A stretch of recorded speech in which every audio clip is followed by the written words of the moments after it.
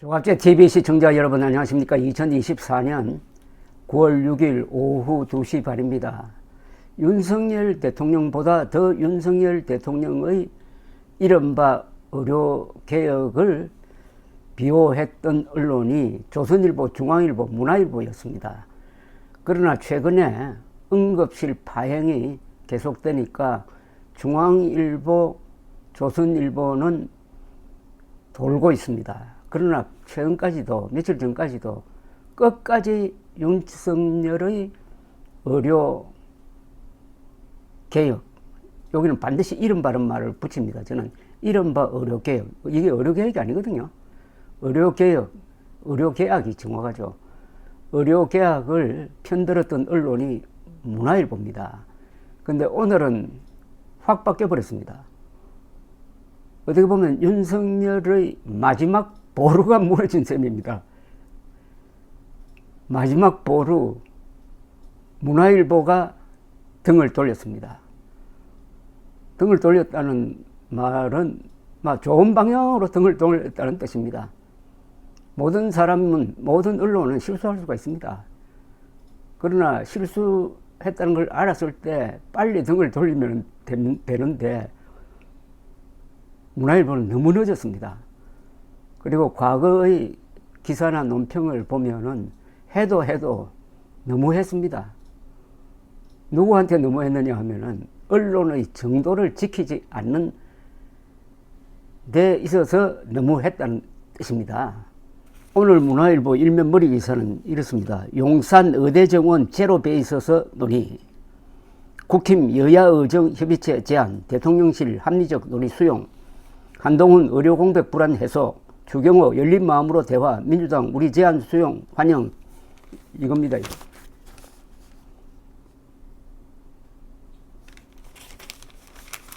한동훈 국민의힘 대표가 2026학년도 정원은 유예하자라는 제안을 해가지고 정치권에서 비로소 의료 대란에 대한 대책 논의가 시작되었고, 이것이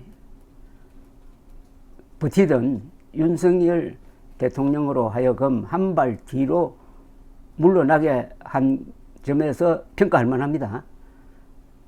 그러나 문화일보는 좀 한동훈 대표의 그런 이니셔티브에 대해서 어정쩡하게 좀 비판적 태도를 취하더니 오늘은 이렇게 바뀌었습니다. 용산 의대정원 제로배에 있어서 논의. 이렇게 상황을 만든 데는 한동훈 대표의 리더십이 있었습니다. 만약 한동훈 대표가 의료 대란 해소에 중요한 역할을 한다면은 그걸로 정치적 자산이 되는 겁니다. 문화일보는 이어서 이 오피니언 페이지에서도 이 문제를 다뤘습니다. 사설이 3개가 있는데 제일 앞선 사설이 의료 불안 심화, 대통령 여야 대표 원포인트 회담 급하다, 이렇게 되어 있습니다. 마지막 문단이 이렇네요. 오는 9일부터 2025년 수시 모집 원서 접수가 시작돼 내년 의대 정원은 되돌이킬 수 없는 상황이다. 14일부터는 추석 연휴가 시작된다. 자칫 국민 불안이 폭발할 수 있는 상황인 만큼 이젠 윤 대통령과 여야가 신속하게 나서야 할 때이다. 의료개혁에 관한 한 입장 차이도 크지 않다. 윤 대통령은 긴급히 여야 대표들과 의료사태를 논의하기 위한 원포인트 회담을 가질 필요가 있다. 글쎄요, 이 원포인트 회담을 한다고 한들 전공의와 의대생들이 돌아오지 않으면은 말짱 도루묵입니다. 전공의들과 의대생들을 어떻게 돌아오도록 만드느냐, 그게 중요하지. 원포인트 회담이 아니라 투포인트, 쓰리포인트 회담해도 거기서 해답이 안 나오면은 문제 해결이 안 됩니다. 그 해답은 현재로는 2026학년도가 아니라 2025학년도 정원을 백지화해야 됩니다. 그에 따른 부작용은 감수를 해야죠. 그런데 그 부작용은 앞으로 이렇게 밀어붙일 때 발생할 한국 의료 총붕괴와 비교하면 그건 아무것도 아닙니다. 손가락 좀 아프다고 그 치료하지 않다가는 손가락 아픈 게 그게 폐혈증으로 돼가지고 사람이 죽는 수가 있습니다. 그러니까 손가락 쪽 아픈 거는 뭐 손가락 자를 필요도 없어요. 그 봉합 정도 하면 되는데 그것도 못 참겠다고 하면은 그거는 뭐 의료 총붕괴 한번 겪어보죠 뭐. 자, 7월에 이철호 논설 고문이 위태 응급실 고립되는 윤 대통령이라고 썼는데 이거는 이 어정쩡한 사설보다는 상당히 잘 쓴 사설입니다. 요걸 좀 소개해 드리겠습니다. 이철호 논설 고문입니다. 문화일보. 위태 응급실 고립되는 윤 대통령. 윤석열 대통령과 한동훈 국민의힘 대표, 이재명 더불어민주당 대표가 앞다투어 병원 응급실을 찾고 있다. 추석 연휴 응급실 상황이 전국 분수령이라고 판단한 것이다. 지금까지 의료 계획을 떠받쳐 온 기본 동력은 두 개였다. 하나는 의대 정원의 78%가 찬성했던 압도적 여론이고 또 하나는 초당적 응원이었다. 이 대표는 지난 4월 윤 대통령과 회담에서 의대 정원 확대 같은 주요 과제에는 적극적으로 협력하겠다고 했다. 지금 그 두 기둥이 무너지고 있다. 이 대표는 지난 4일 의대 정원의 규모와 시기를 전면 재검토해야 한다고 등을 돌렸다. 한 대표는 한 발 앞서 2026년 의대 정원 유예 카드를 던졌다. 국민의힘 안에서도 안철수, 인요한, 한지아 등 의사 출신 의원들은 2,000명 정원과 결이 다른 목소리를 내고 있다. 민심에도 균열이 나타나는 조짐이다. 응급실 뺑뺑이를 없애겠다더니 아예 응급실을 없애버리느냐는 불만이 커지고 있다. 의료 공백에 따른 응급실 축소로 환자와 가족들이 불안하고 불편해진 것이다. 응급실은 문제없다고 장담하던 정부도 태세를 전환했다. 진료 지원 PA 간호사를 확충하고 군의관과 공중보건의도 250여 명 투입한다. 응급실 자기 부담금을 확 올리고 진료 비용도 2배 올리는 방안을 검토 중이다. 의료 전문가들은 눈에 보이지 않는 수술 위축도 문제라고 지적한다. 서울 아산병원의 암 수술은 지난해보다 40%나 줄고 수술 대기는 3개월도 늘어났다. 여러분, 아산병원에서 암 수술이 40% 줄었다면은 이 줄어든 암 환자는 지금 어떻게 되어 있을까요? 혹시 죽은 사람 많지 않을까요? 그 중에서. 병원마다 마취과 전공의 이탈로 수술 자체가 위태롭다.